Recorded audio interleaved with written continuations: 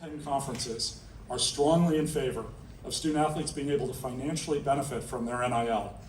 But we also need 3 simple and obvious guardrails. NIL should not be used as an inducement.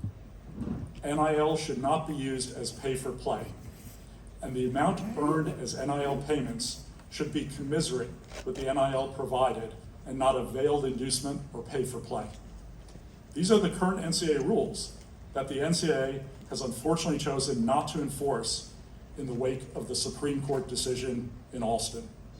Recodifying and enforcing these 3 simple NIL rules will protect our student athletes while still allowing them to earn.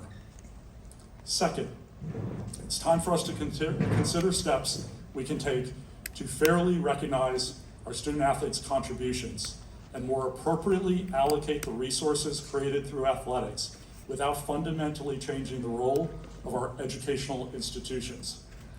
While I do not believe that our student athletes should be treated as employees, we must recognize and meaningfully address the extraordinary ways in which they contribute to our athletic programs, campuses, and communities. One solution might be to consider whether to expand or remove the remaining caps on academic awards. Whatever solutions are considered, there are many reasons why treating student athletes as employees would be detrimental. There could be a draft system, and athletes would lose the choice of which school to attend. They could lose their ability to transfer between schools. In fact, professional athletes are typically subject to trades or being fired for poor performance. And it's hard to imagine that professional athletes would be required or even allowed to attend school to earn degrees. I am also concerned about what happens to our broad-based athletic offerings when a school's athletic department becomes so dramatically altered that its primary interests are tied to professional sports and not education. We are committed to finding an appropriate solution, and I believe the time to start engaging in these conversations with our student athletes has arrived. Taking a step back and looking more broadly at the state of college athletics, it is clear that financial considerations have become the primary driver for many recent decisions in college sports. There is already a lot of money in college athletics, and with the new media deals and the expansion of the CFP, there will soon be significantly more to go around. Increased revenue can help us support our student athletes, but a singular focus on money will certainly cause more harm than good.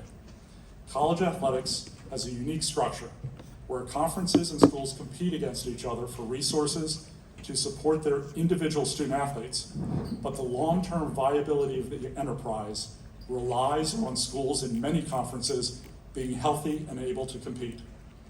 Our long-term measure for the success of college athletics cannot be how much money we consolidate into 10 or 5 or 2 conferences, but rather should be our ability to support the largest number of student athletes while still facilitating competition between schools and conferences. We should be measuring how many lives we can change by providing scholarships to students that otherwise would not attend college. We should be measuring total financial aid and our ability to provide the highest level athletic competition to our student athletes without unnecessary travel, time demands, and other burdens on competition impeding their academic success.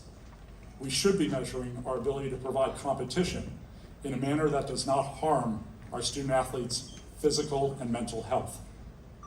We are at a critical juncture, and the decisions we make in the near future will determine whether we head towards a world in which a small handful of conferences are playing professional sports at the expense of tens of thousands of academic opportunities, or we use the bounty of resources available to continue to develop future leaders through sport and to expand financial aid opportunities to more and more student athletes.